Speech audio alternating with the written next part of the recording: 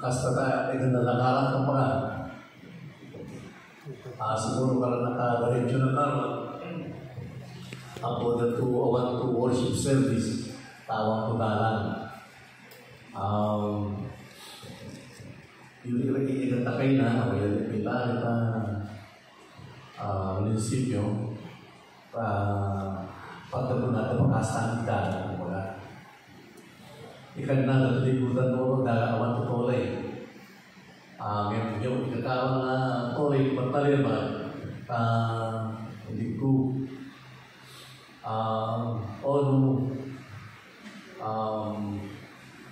kada po na mapasiran na Christian. Kaya kung sinalakot ka pang ligo, katang mo. Kaya, bitang ka tiyempo, kawangan ko na kung sa ulit kitang talang. Amen. When we all get to heaven, what a day of rejoicing that will be.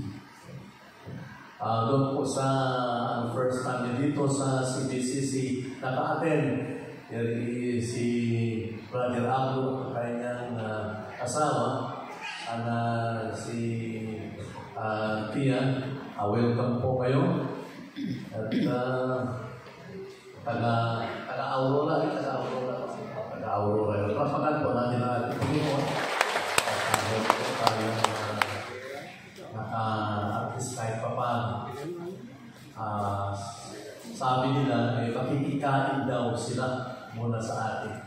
Habang lalayo sila sa kanilang church.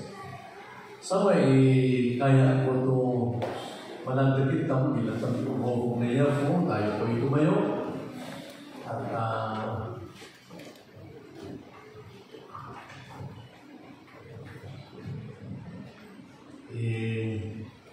gano'n po natin ang ating pagpapasa na salita ng Panginoon.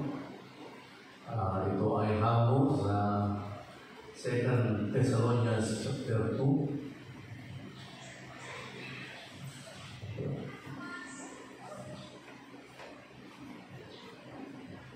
2 Thessalonians chapter 2. Mamaya po verse 1.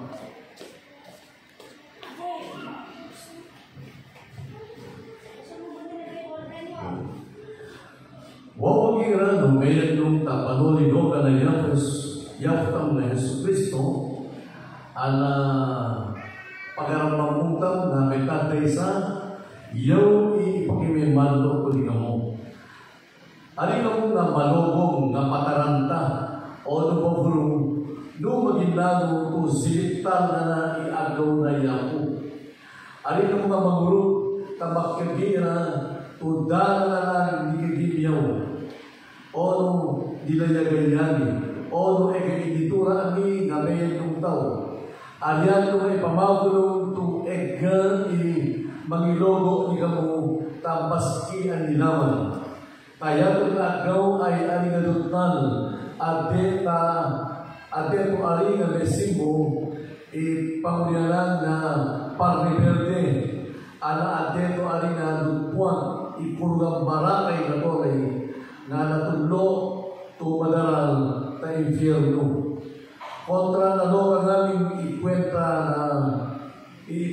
na tutunay to Diyos na o ang nilamang na dayaraywad na ang naitandang na pagkina ang naitandangin ay tulong paga na pagitubang ka templo ang nakagyan na tuyaya ni Diyos.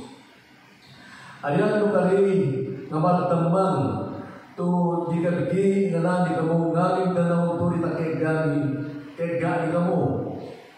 Ayan pa nga nanesin mo yaw gaputa ay kapag nga mangifugan ay ang mununo ang diyari dutwat do ka ikulga malaking na to ay takepangatan na nga tiyempo ay magdagbun na lang at trabaho isikreto nga pagkapamuha ng malakay.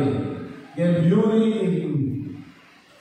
besin mo ay alin ang besin mo no alipi nga mapawang yuri ipagipugat ay takabalin na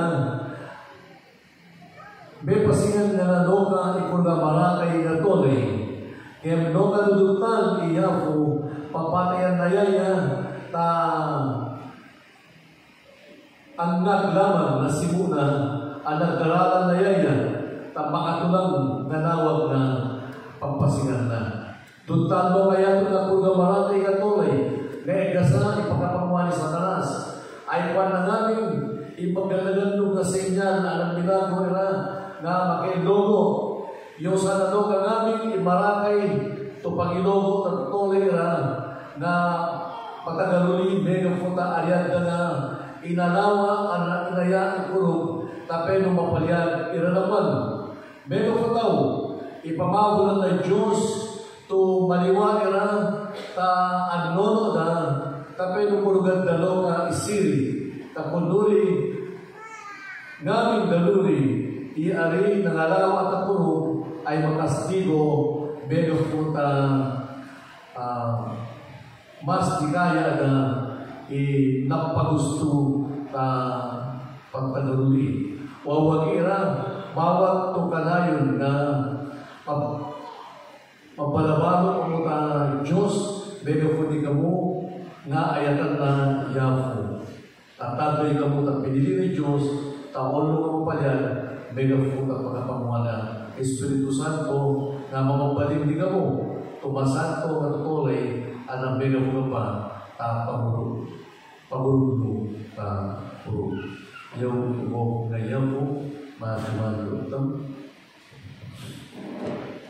ikitaw may ako tutuan na kami takot na itong tiyempo. Hayaan po ninyo Panginoon na ang inyong katuruan mula sa namin ay maintindihan namin at kung naintindihan po namin Panginoon ang inyong banal na salita, tulungan po ninyo na maisabuhay po namin ito upang kami po ay lumago sa aming buhay espiritual. Ito po ang aming dalangin sa pangalan ng Jesus.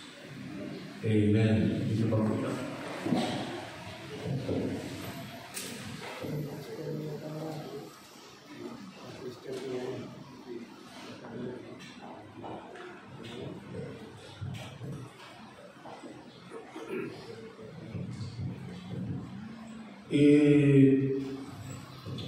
Pinili ito niyagayan na ilatang layapo ito ituduk sa ngoye ay purga importante ito pabilinan. So ang pinili ko ay tuturo ko ngayon ay napaka-importanteng paksa sapagkat kung tayo po ay nagmamadyan at inaaral po natin ang mga pangyayari sa mundo, ay mapapansin po natin kung tayo ay laging nagbabasa ng salita ng Panginoon, ay malapit na ang pagbabalik ng ating Panginoong Jesus. Tatay Liguan, natakot na naman ang mga tao sa tsunami, nagkaroon na naman ng tsunami. Last week, pinag-usapan po natin ang 7.2 magnitude na napakalakas. Subalit, ilang araw, pagkatapos natin pinag-usapan yun, meron na naman malakas na lindol sa Russia na ang magnitude po nito or intensity ay 8.8. Yun po ang kinatatakutan din dito sa Pilipinas kung magkakaroon ng ganong lakas na lindol. Tulad po ng sinabi ko, ang komputasyon po nila, tansya nila, na mamamatay ay mahigit 20 million dito sa Pilipinas. So yan kung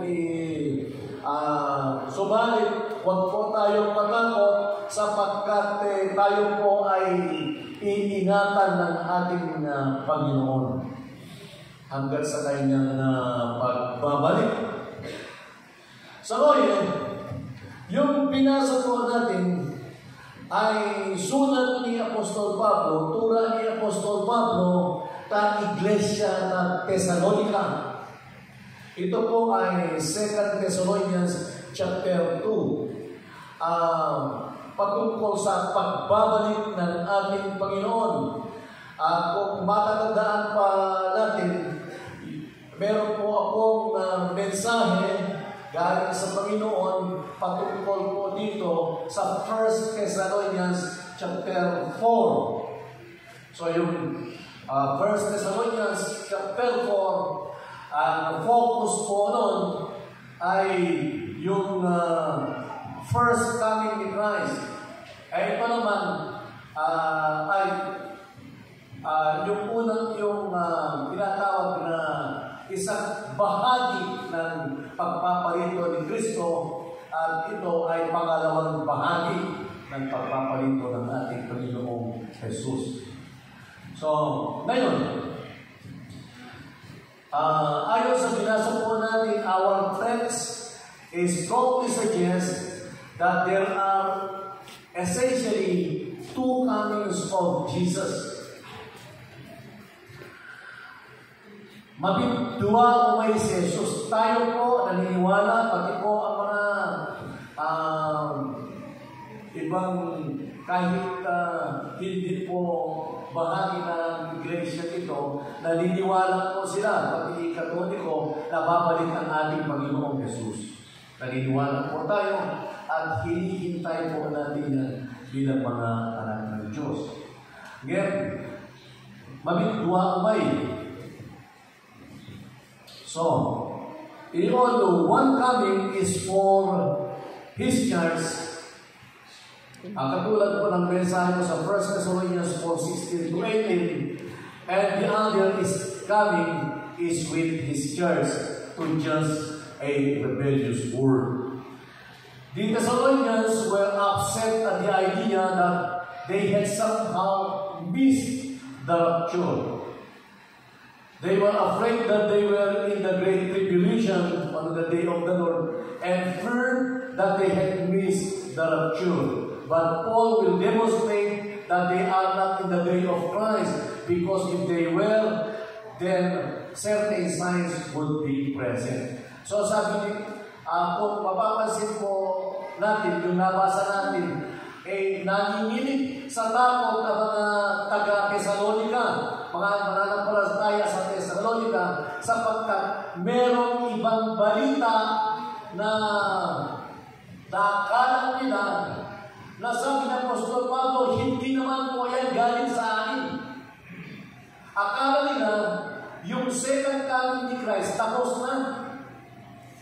So, marami kasi mga Christian groups na hindi alam ang pagkaiba ng Christ is coming for the church and Christ is coming with the church.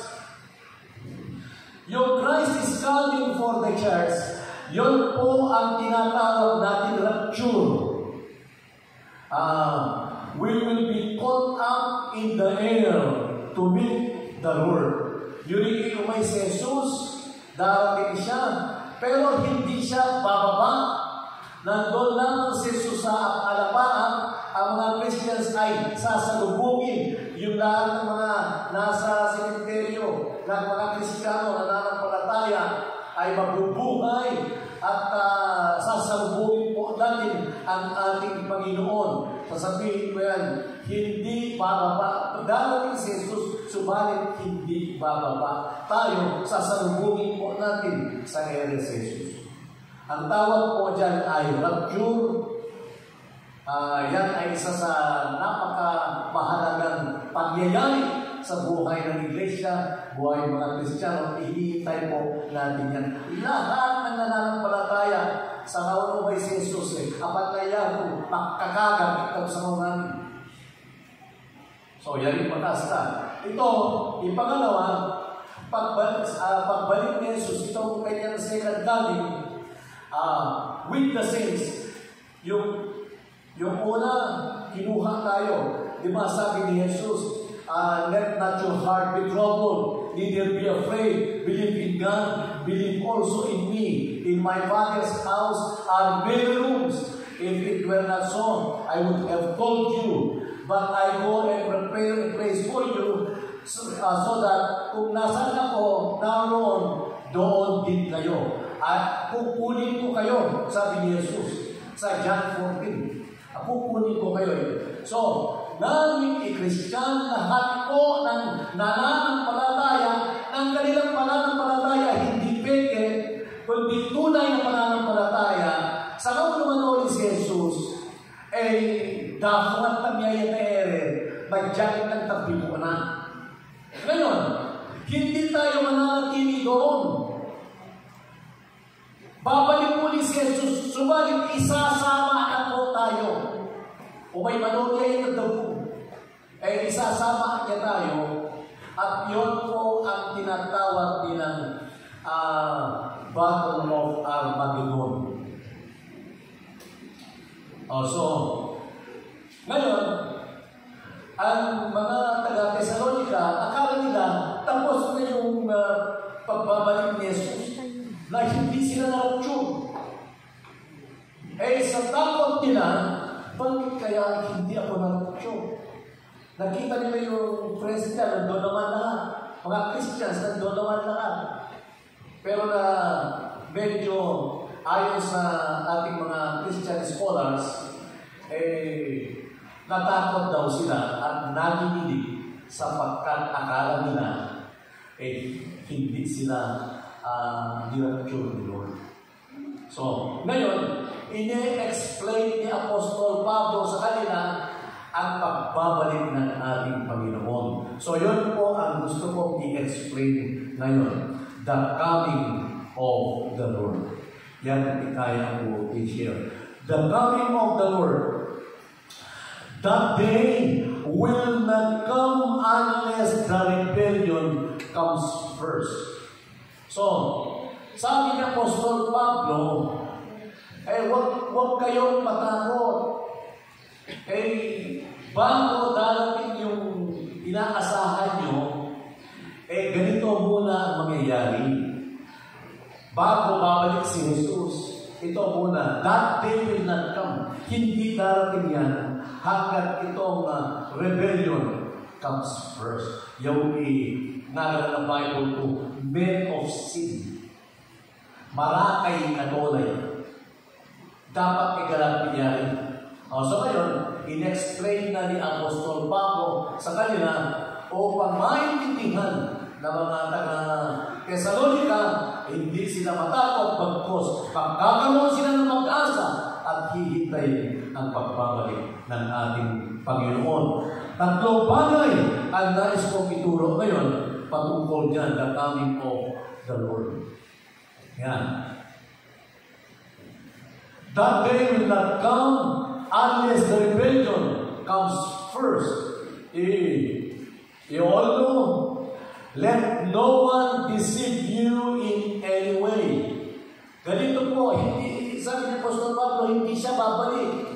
Hindi pa babalik. May senyales muna. Kaya sabi niya, huwag kayong palinlan kahit kanino man. Kano mapelogo.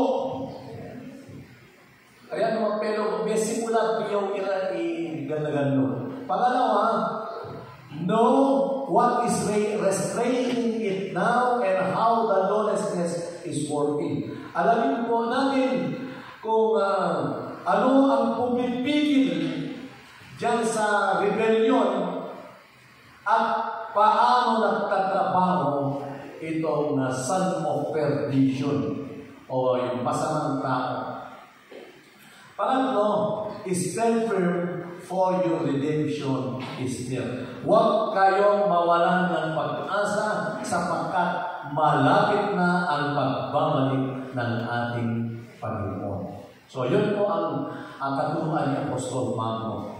Huwag kayong babahana, huwag kayong matakot, at huwag palinlan. So, ganito po ang dapat niyong gawin. Huwag niyong hayaan na linlamin kayo, inuman, alamin kung ano ang pumipigil sa rebellion at magpakatatag sapagkat malapit na ang redemption. So, pabiligan tamyan let no one deceive you in any way. So, ayan may pamagulong. So, umay si Jesus, ayan may pamagulong ko, kamangiloko ni Kamupo ni Apostol Pablo, through spirit, spoken word, or letter. Kasi ini ni Apostol Pablo, kita na ganagtura ni Kamupo na ako. All ay nabida ni Kamupo na ako. O yan, tingnan natin yung 2 Thessalonians chapter 2.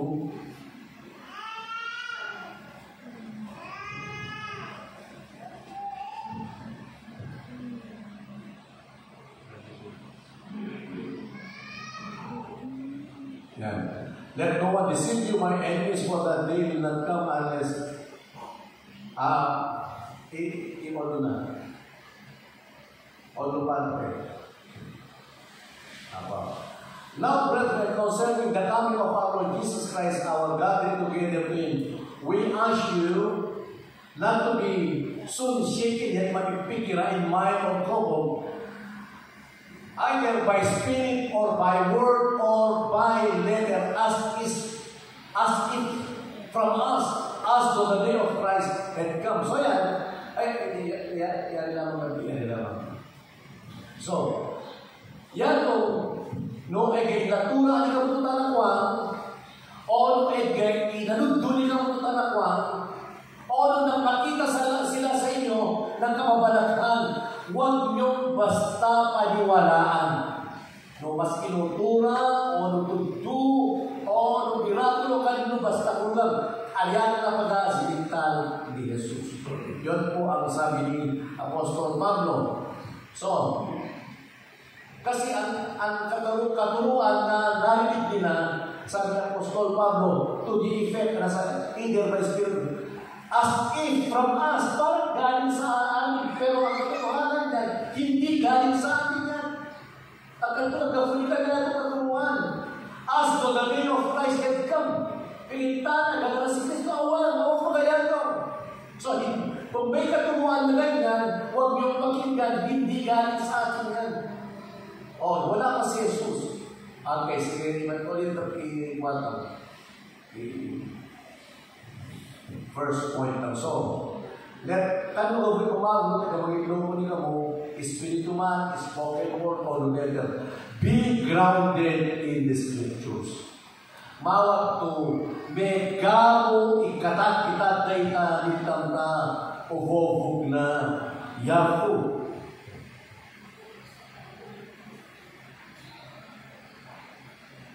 So, kikil na ta verse 12. Tapunuri namin ari nga mga lawak at kulong. Ari mga lawak at kulong. Ay makastigo, benefutamas, di kaya na napagusto na pataluli. So, ikinahog na yako ay mayan ng takuro patungkol sa katotohanan. Ang katuruan ay be grounded sa katotohanan. Not everything that looks good, sounds good, and feels good is from God if it does not align in the Word of God. Akan tumega puta pasarang pakinggan, it sounds good, makastagin it looks good, makastainan, yatong ay nagkakuha na tayo Diyos. Marami mga kapatiran tayong mga ganyan. Kapag kami katuruan na parang ang gandang pakinggan, parang totoo. No, kanto nakalinya tao, hubog na Diyos. Ang kanto nagkapot na Diyos.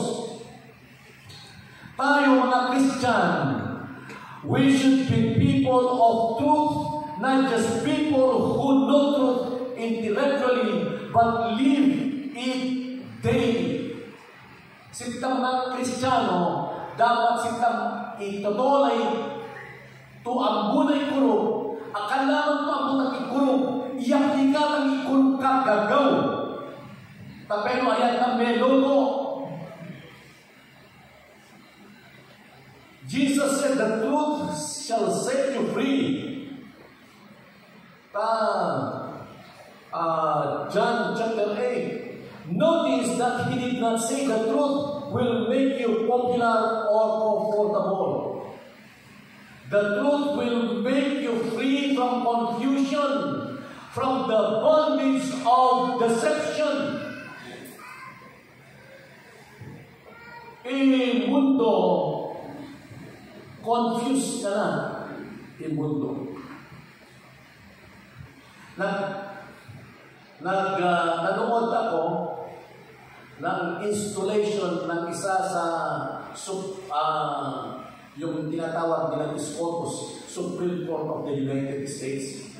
Meron isang judge na i-install na maging bahagi ng SCOTUS. Judge yan. Napakatalino niya sa mata ng mundo.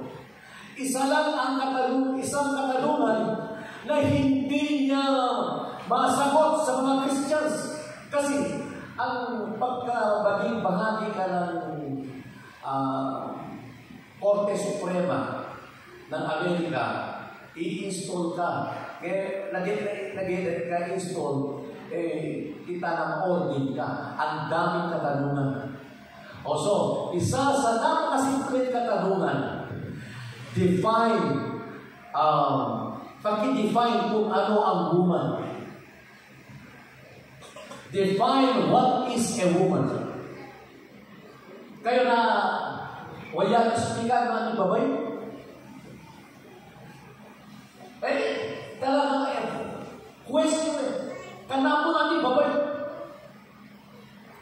Sabi niya, hindi kasi po ako biologist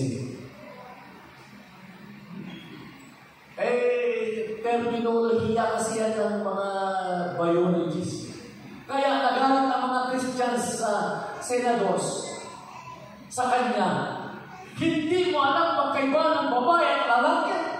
Basta may matris, babae yun. Noon tumatris na lalaki. Kasi sa Amerika, ito ang panahon na tunay na nako-confuse ang mga tao noon. Simple lang, di ba? Fusteri.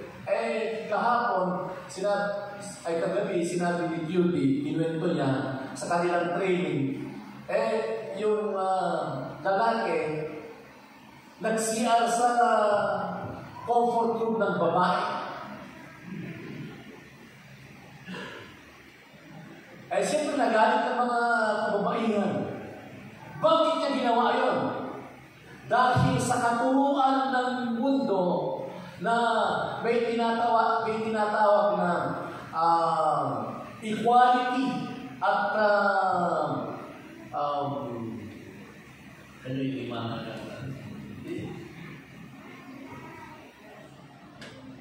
inclusivity. Equality at inclusivity.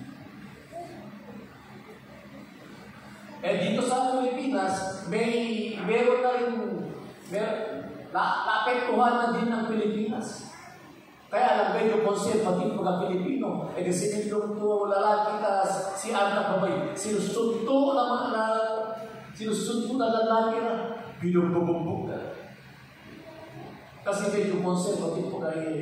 Ngayon Amerika, yung pagkanarinig po natin yung God, gender and development, tapos yung inclusivity, na nakarating na ngayon sa mga eskwelahan ng Pilipinas, yan ay katuruan ng demonyo. Doon ang demonyo yan. Nga ni Christian to grounded the word na God,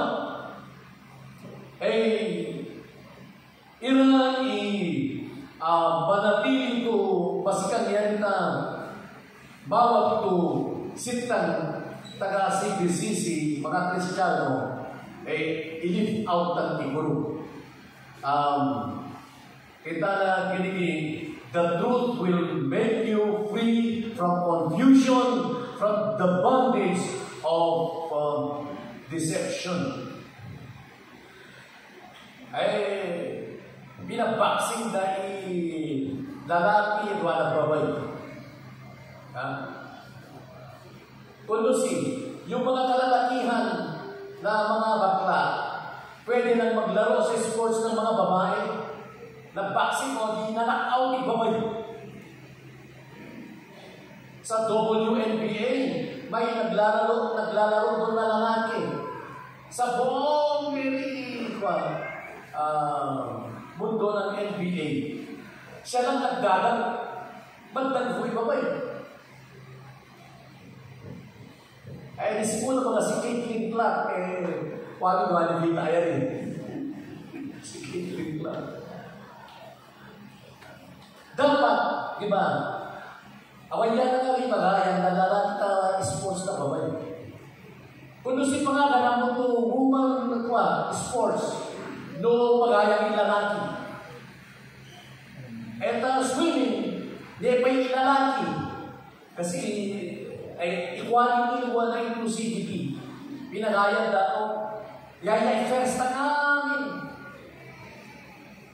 Dahil po na inclusivity, di pa yan ito, di pa yan ito bakla, military. Piga 100,000, di pa ito. Tuloy na si Vital Sitram.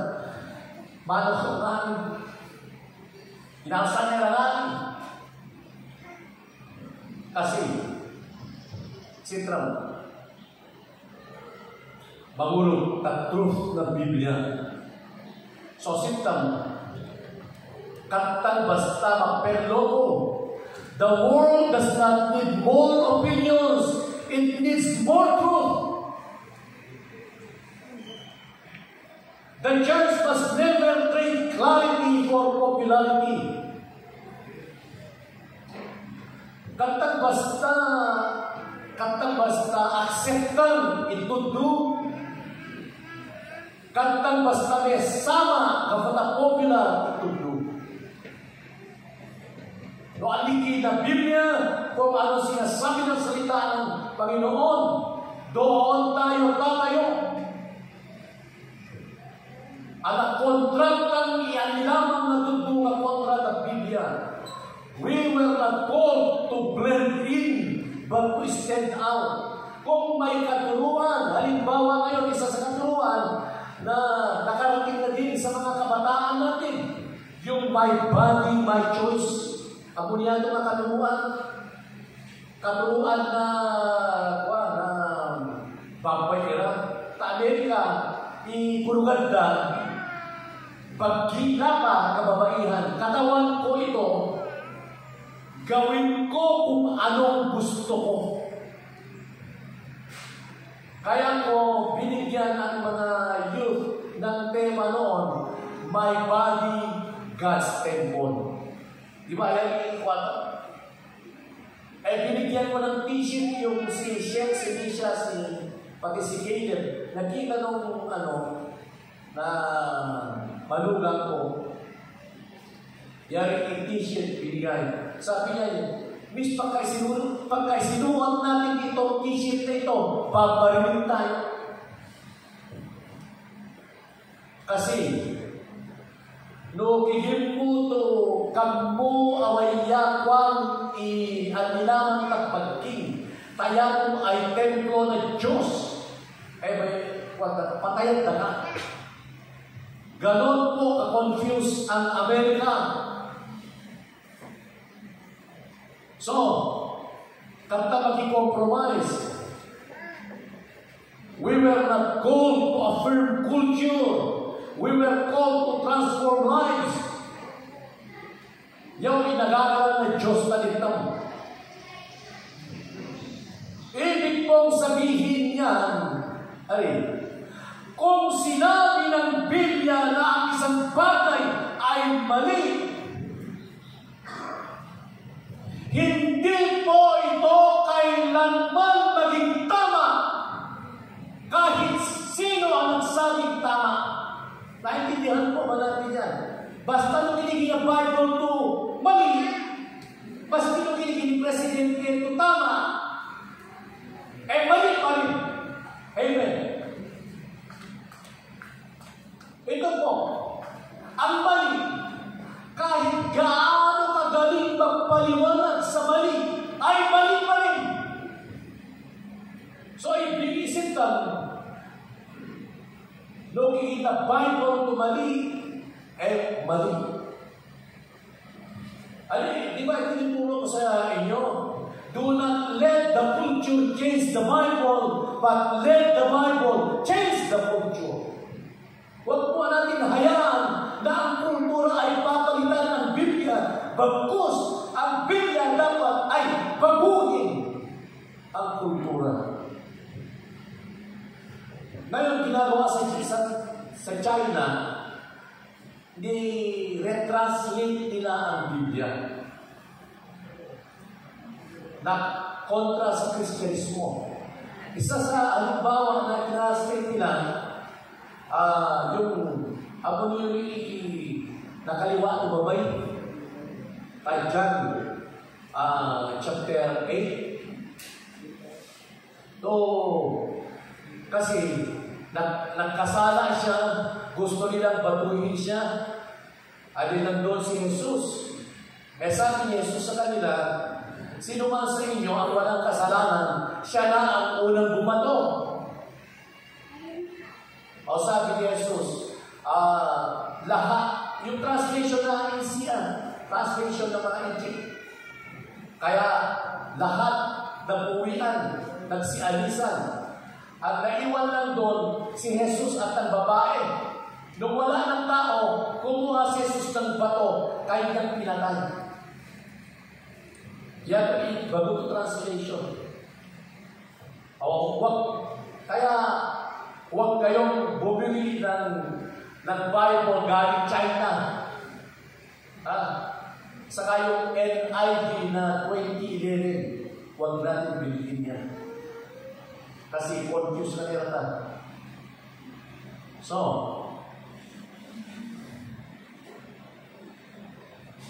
somewhere the laws are being rewritten, justice is being redefined, and truth is being sidelined.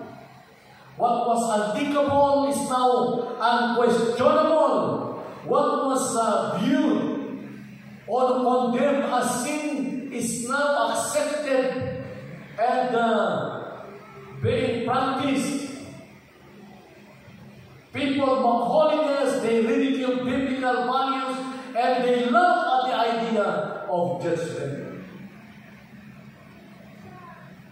Christians are labeled as narrow-minded, judgmental, and separatist.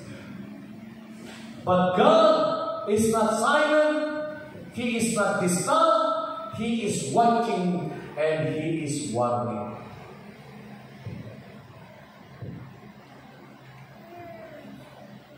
Talagang na ipatuloy na sa mga. Dumana na klase na tolay. Lagi mo Christian ka, yari ka galagalo mo, ito tulad mo, Christian values, igalagalo na. Bayan nung tapawanon mo na Diyos, trato na kawan ko kwenta na. Kinigdatan din sa mga narrow-minded din kano, judgmental and separatist. So, maski no ani imesi mo man ang nangyayari sa mundo, dapat ang mga Christians ay nananatili grounded in the Word of God and in Christ para hindi po tayo malila. Method 1.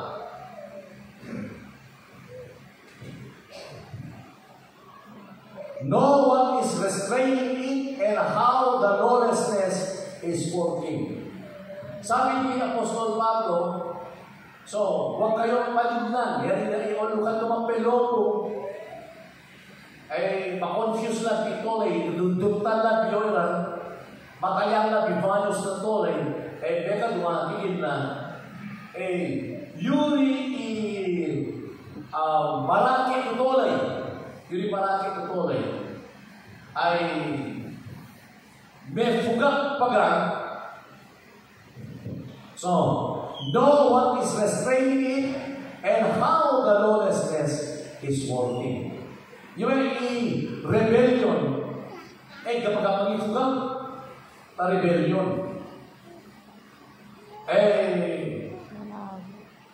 That restraint,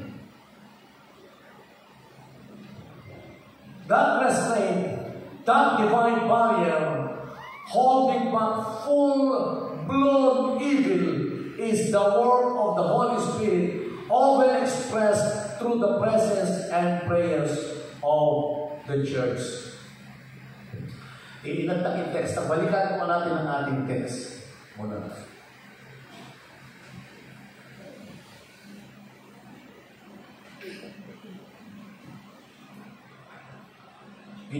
Pakinggan mo natin mabuti ito sapagkat last days na ito, dapat siktang Christians, paghandaan po natin ito.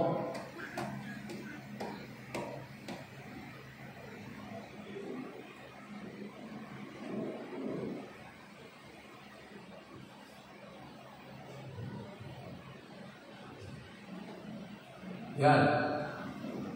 For the mystery of lawlessness is already at work. Only he who now restrains will do so until he is taken out of the way. And then the lawless one will be revealed, whom the Lord will consume with the breath of his mouth and destroy with the brightness of his coming. So, ngayon, bakit hindi pa dumating ang araw na kung saan itong napakasamang tao, hindi pa natin alam kung sino yan, kung galing sa Europe, galing sa Arabo, o galing sa West, o galing, hindi natin alam. Pero ngayon, hindi pa siya masyadong nakakapagtrabaho. Subalit, dahilan kung bakit hindi pa siya masyadong nagpapakita, masyadong nakikita ang kanyang trabaho, hindi pa masyadong lantag ang trabaho niya. Kasi meron pang pumipigil. Rinalihan yung Bible, ito iba na, kapag maggamma. Naaniyari maggamma. Bakit hindi nangyayari yung gustong gawin nitong evil man, son of perdition? Bakit hindi nangyayari? Dahil meron pang CBCC. Amen? Ipapot ang iiyak na ito ngayon. So, hindi libre, hindi malayang nakakagalaw itong masamang tao, the son of perdition, dahil sa presensya ng iglesia, na kung saan nandoon ang banal na Espiritu Santo. Sa ano nanoli si Jesus, apan may tanga na, kasi kalatatay ka, Holy Spirit na. So kung minita ng langit, doon na siya gagalaw. Bak-explode ka rin trabaho na. But one day, that restraint will be lifted, and when it is, lawlessness will explode across the earth in a way that the world has never seen. Sa kaunong dami tiyempo, tunasan na Christian na grabe na rapture. Marapture ito lang yan. Lagay na kasi mo yung marami tutoy. Okay. Lawlessness, but before that time, we can see the groundwork being laid. Pagtagpungan ng mga trabaho, kung yung hinay-hinay. Lawlessness is already at work. People today are very conditioned to trust in digital system more than physical reality. Panonood mo ito rin na Samuel? Mas kaya nga na tolen, yan mas mapalit, yan digital. Lahat lumaga at kwarto, puro card na lang. Hindi ka lang mamusali ng card. Kano mo na practice sa marami.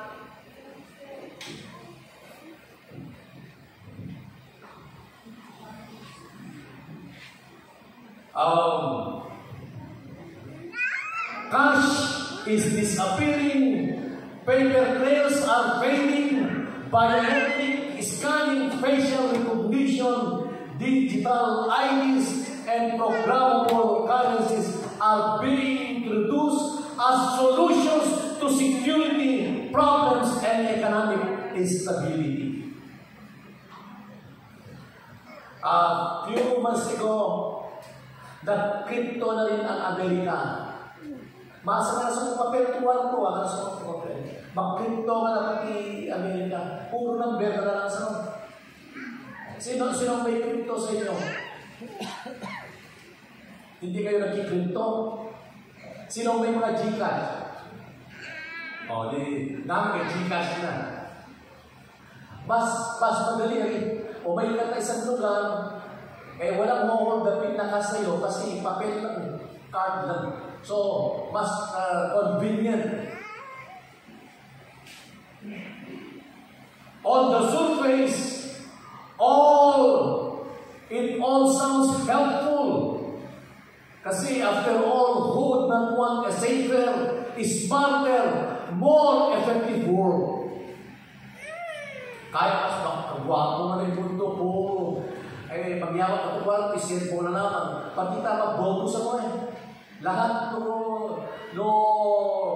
nagbabayad ka ng boto, hindi mo na kailangan pumunta sa gabi sa bahay ng mga tao.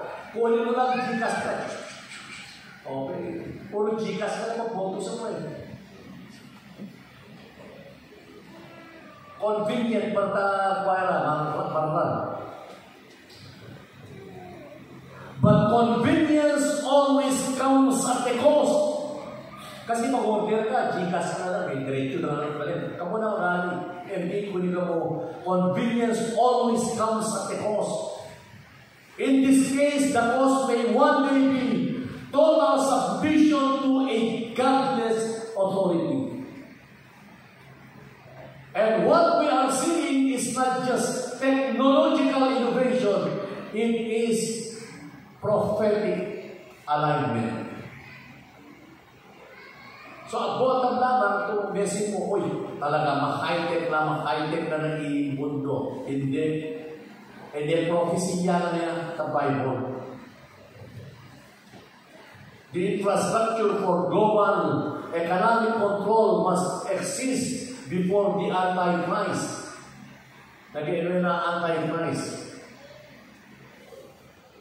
can rise to power. This kind of control is not only about money, it is about allegiance in the end times. Revelation chapter 13. Ako no Revelation chapter 13, yung 666, ay no one can buy or sell. Pagkitignan na, nagtatumaran mo. Kung anong sinabi. 2,000 years ago, alam na ng Panginoon na mangyayari ito. 2,000 years ago. Inatagyatura ka o na yan po.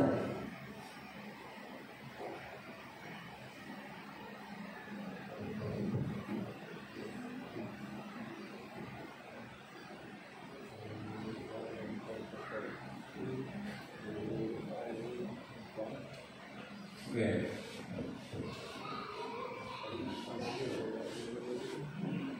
Kabayan? Sige. Magtiwala ako na naman. The Bible mo, inano ka Revelation. Sabi doon, nalala ka muna? Revelation 13.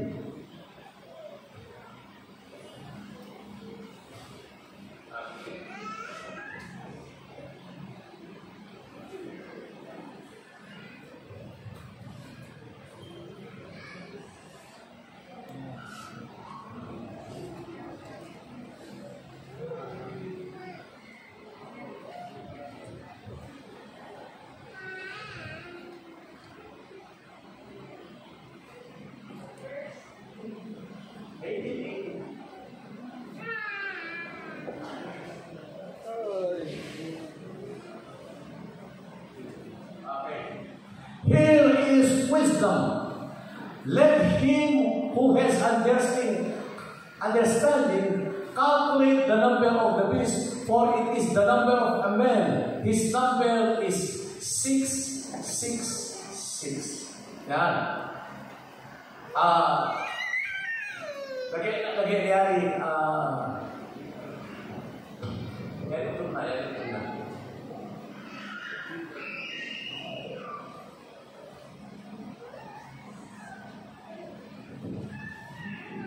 Yan. He causes all, both small and great, rich and poor, free and slave, to receive a mark on their right hand or on their foreheads, and that no one may buy or sell except one who has the mark of the name of the beast or the number of his name. At ang number na ay 666. So ngayon, ano nga yung disciples ako marami nang nagpamamarka. Either imarka na taulong o talimang. Hindi mo na. Darating ang panahon, hindi na natin kailangan ng card. Chips na lang ilalagay dito.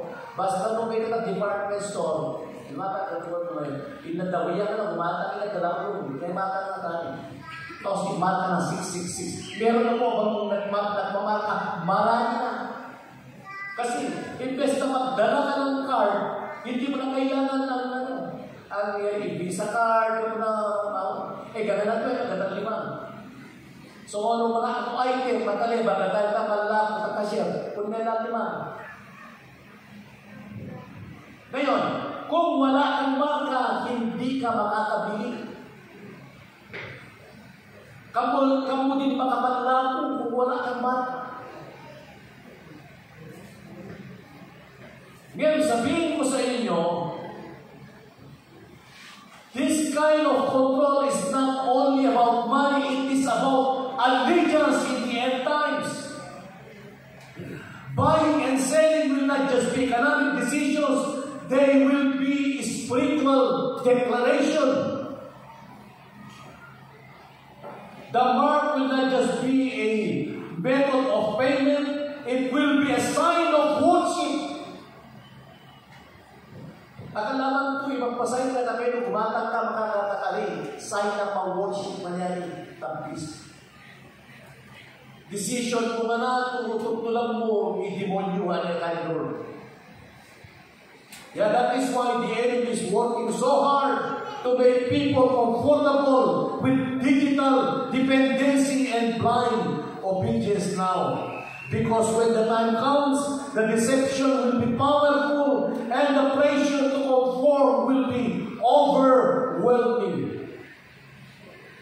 So ano doon tayo i-check kung magpili ka Kristo, ano mata, ano maganda ka. Siguro tudo na Bible, kita kalos mo pagpamarka. Bakit? Na-condition na nanonood at tolay, higit ka. Ano masama ito? Normal naman yung may ng pera. Kasi, hindi-normalize na lang na demonyo at nanonood ang yan yung digital. Kung kaya singanin, or computerized. Yung talaga sa mga tiyempo, normal yung pagpamarka. So, yung warning na Yahoo. Yet, despite the warning of scriptures, many believers are still asleep to this reality. They view this development as mere process.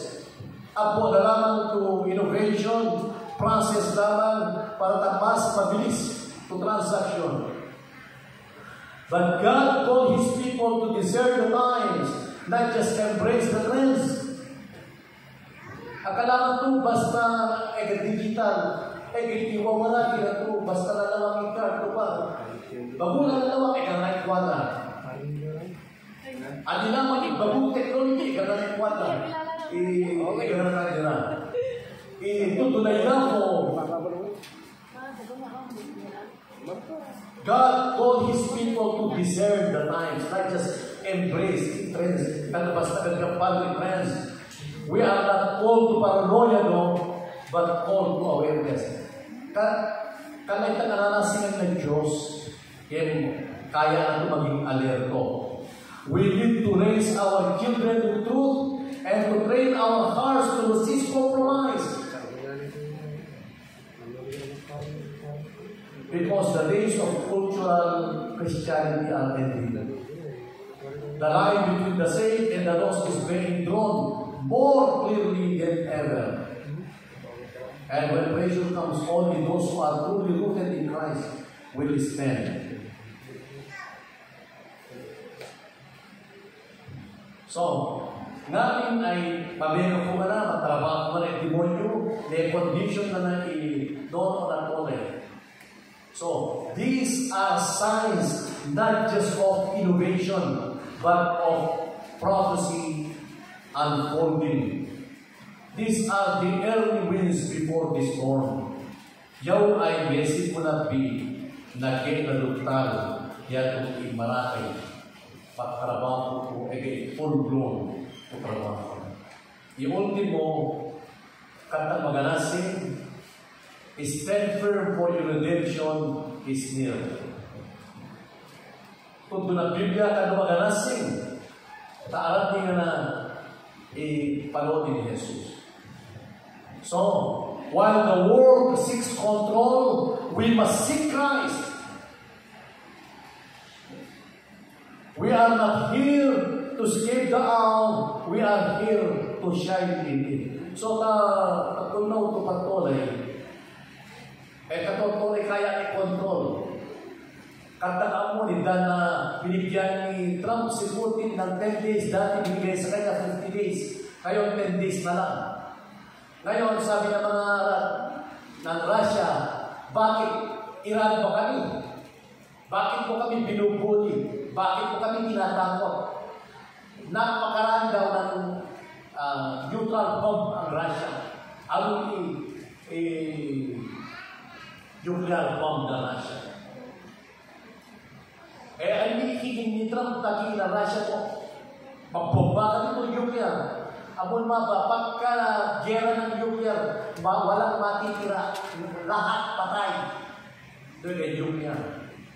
Kaya nga ihahanda ng Mars. Pagkagera dito, yung mga mayayaman may pera pupunta sa Mars.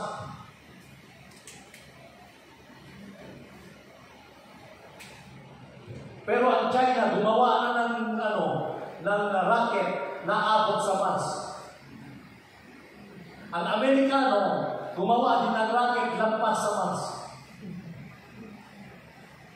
Kahapon, pinadala ni Trump ang dalawang nuclear submarine ng Russia, ng Amerika sa bandang Russia. Kananasin.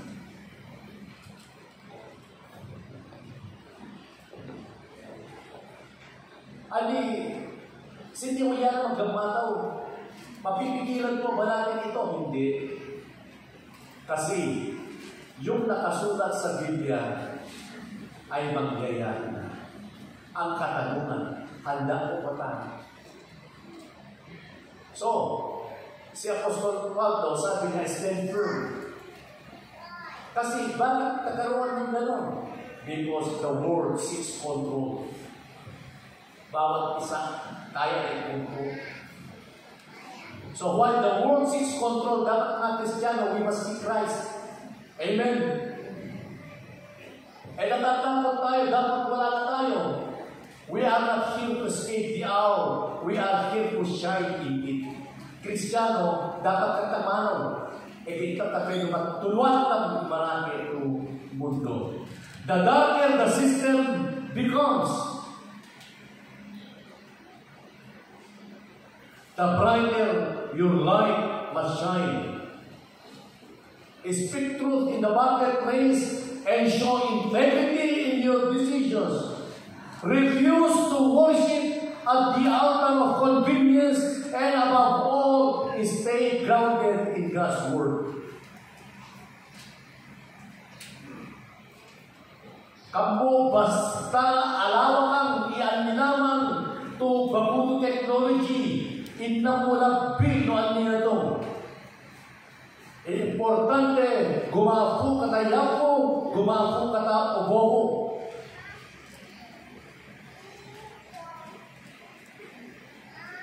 Total ejempo mapili ka. It is between compromising with the beast or standing with the lamb.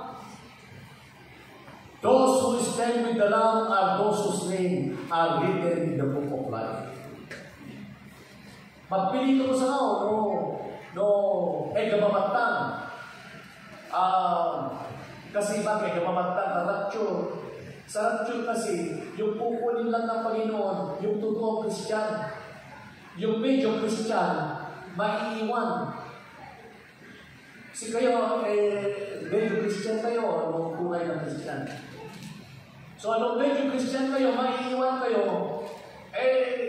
makakasama kayo dito, tatanungin kayo, Christ or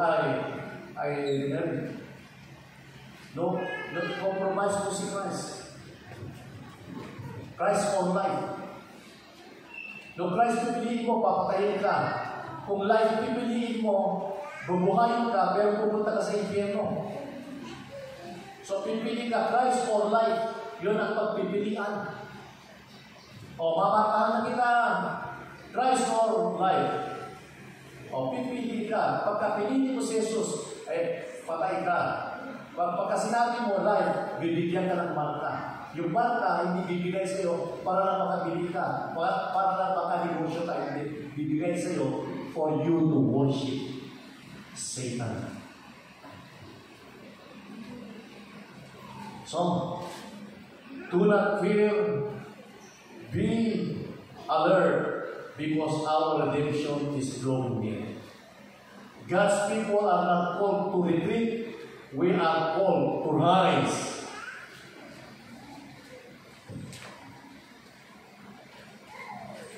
Be grounded in Christ and His Word, and speak the truth in love. So, alam niya naman doon si Jesus. Message mo na namin yung message mo. Yan yung lunig.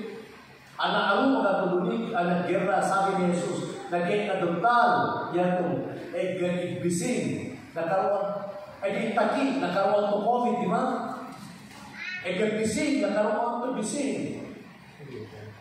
Gera, nakaroon to gera, lunig. Ngabing message mo na. So, ananas sila taga mo, I am helping you to prepare. Naging naduntal natin, dapat mag-prepare ka. Sa kawan naman ni si Jesus, nasentensya ang mundo alang asitibo.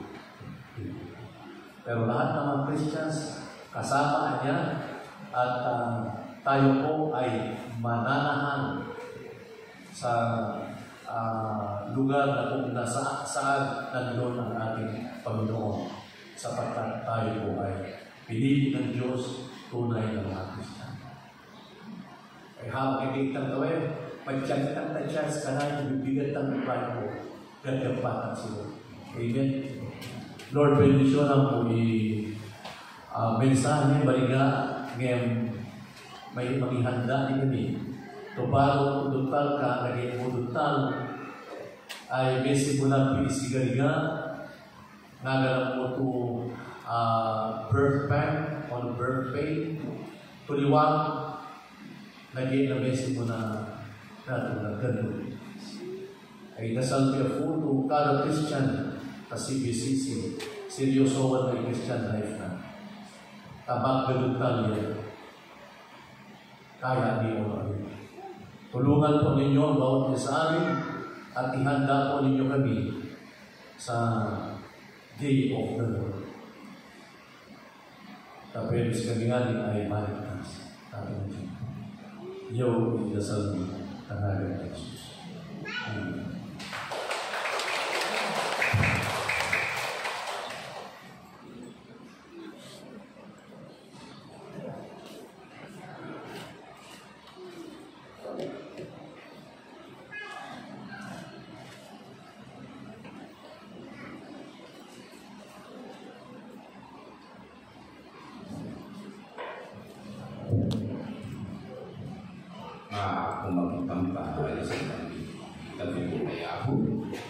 Yamamita lain purga mapalabalo kami maka ugobo kama inilan mapalo ta panudutan kami para yung mga bendisyon ang mga pag-ifu kami mensahe bigay namin magbago Ama, aming mga bensyon, ang pagkita din. Reconciliate, kung aming ito kami ay nagpapitali. Sa mga maikaya ini mengitagong, para yung mga matalawat ang muna na bensyon ang hindi lamang mayawan. Tayo isang mimo sa pagkatalo ang aling Jesus. Amen.